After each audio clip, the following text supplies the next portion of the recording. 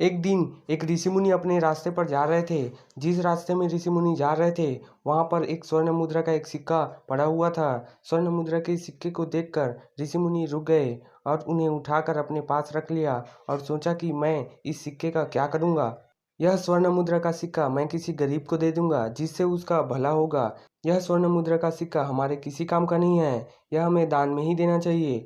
और उसे लेकर वह अपने घर आ गए। ऋषि मुनि को काफी ढूंढने पर भी ऐसा कोई गरीब नहीं मिला जो सिक्के का अधिकार रख सकता था। ऋषि मुनि बड़े परेशान हो गए और सोचने लगे कि मैं यह किसको दूं। फिर एक दिन ऋषि मुनि नहा धोकर अपने द्वार पर खड़े थे। तभी उनके सामने से एक सेना जा रही थी और उस सेना का राजा दूसरी सेना पर हमला करने के लिए जा रहा था। तभी उसकी नज़र ऋषि मुनि पर पड़ी और राजा ने अपनी सेना को रोका और ऋषि मुनि का आशीर्वाद लिया। मुनि ने सोचा कि मैं यह स्वर्ण मुद्रा का सिक्का राजा को दे देता हूँ।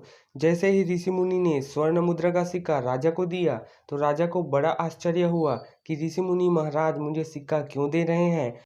फिर राजा ने यह सारी बात पूछी, आपने मुझे यह सिक्का क्यों दिया। तभी ऋषि मुनि ने कहा, आप दूसरे राज्य पर विजय पाने के लिए जा रहे हैं, जबकि आपके पास तो पहले से ही इतना बड़ा राज्य है, फिर भी आपको दूसरे राज्य की जरूरत आन पड़ी है। मतलब आपसे गरीब आदमी मैंने कभी नहीं देखा, इसलिए सिक्का मैंने आपको दे दिया।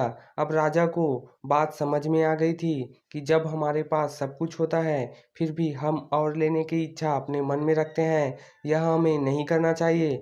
राजा कहता है कि हमें उस जगह को भी जीतना होगा, इसलिए राजा उस ओर अपनी सेना लेकर चला जाता है। वहीं पर एक ऋषि मुनि अपना ध्यान लगाकर बैठे थे। तभी राजा उनके पास जाता है और कहता है कि आप हमारे रास्ते में हैं, इसलिए आपको हट जाना चाहिए। ऋषि मुनि अपनी आंखें खोलते हैं और कहते हैं कि आप राजा हैं, आप अपनी सेना को दूसरी ओर से ले जा सकते हैं। यह सुनकर राजा कहता है कि तुम यह क्या बात कर रहे हो। राजा अपने सेनापति से कहते हैं कि इस ऋषि मुनि को यहाँ से दूर करो क्योंकि यह हमारे काम में बाधा बन रहे हैं। सेनापति ऋषि मुनि के पास जाते हैं और कहते हैं कि अगर आप यहाँ से नहीं जाते हैं तो आपको यहाँ से दूर किया जा सकता है। ऋषि मुनि कहते हैं कि आप क्या करना चाहते हैं, आप कुछ भी जीवन में अच्छा नहीं कर रहे हैं, आपको बहुत अधिक धन की ज़रूरत है, या हम कह सकते हैं कि आप लालची हैं जो और भी जगह चाहते हैं। यह थोड़ी सी जगह है, आप इसे भी लेना चाहते हैं।